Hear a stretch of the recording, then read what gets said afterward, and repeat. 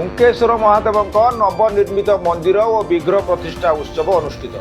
भद्रक जिला पहंत ब्लॉक नीलक पंचायत घरपदा स्थित हुंकेश्वर महादेव नवनिर्मित मंदिर और विग्रह प्रतिष्ठा उत्सव अनुष्ठित होइछि। बुधवार पूर्वाह्न 10टार 108 कलश शोभायात्रा और नगर परिक्रमा अनुष्ठित होता। घरपदा समेत पड़ियापड़ा दौलपदी डालिंबगड़िया तालपदा कुंभारिया नीलक आदि ग्रामर भक्त मैंने कलश धारण करते।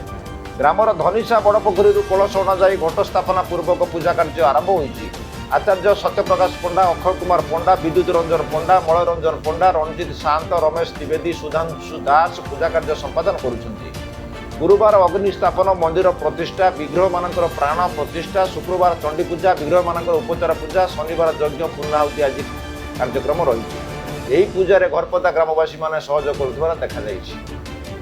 अनेक बदान्य व्यक्ति प्रचेष्टार गाँ वालांकर अकुंठ दान आज ये मंदिर छिड़ा होती।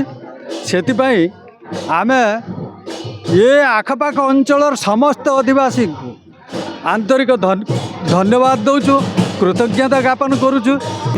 मु कैलाश चंद्र चढ़ई घरपदा ग्रामवासी आज आम घरपदा ग्रामर मंदिर प्रतिष्ठा उत्सव आरंभ होची। चलो आजिकार कार्यक्रम काली अंकुरारोपण हो जाइए। आज दधिनौती स्थापन हेब एवं कलश शोभायात्रा हेब, यापर अग्नि स्थापन हेब।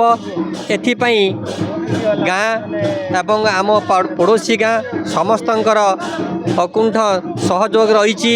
समस्ते सहयोगर हाथ बढ़ाई, समस्त सहयोग ये कार्यक्रम आगे चली। घरपदा गाँव में बाबा हुंकेश्वर आज पूजोत्सव आरंभ होइछि। प्रथम आज अंकुरागम हम, तापरे मंदिर दधिनौती बसिब एवं तापरे पर्यायक्रमे गोटे पर गोटे कार्यक्रम होई 22 तारिख रे समापन हेब एवं जागर दिन बहु संख्यार लोक मानकु निमंत्रण कराई। से माने यही महा उत्सव रे योगदान करी ए घरपदा ग्रामवासी को कृतार्थ करिए बोली आमे आशा एवं विश्वास रखु। दिन ये हुंकेश्वर गाँव थिले व्यक्तिगत हिसाब से जनक जगार पूजा पाउथिले, ताकू समूह ग्रामवासी समस्त मिसिकी आज से हुंकेश्वर नाम एठी बड़ मंदिर टे प्रतिष्ठा करके आज उद्बोधन दिन प्रथम भगवान शंकर महासव एठिक विराजमान करेंगे। आज कलश शोभा यात्रा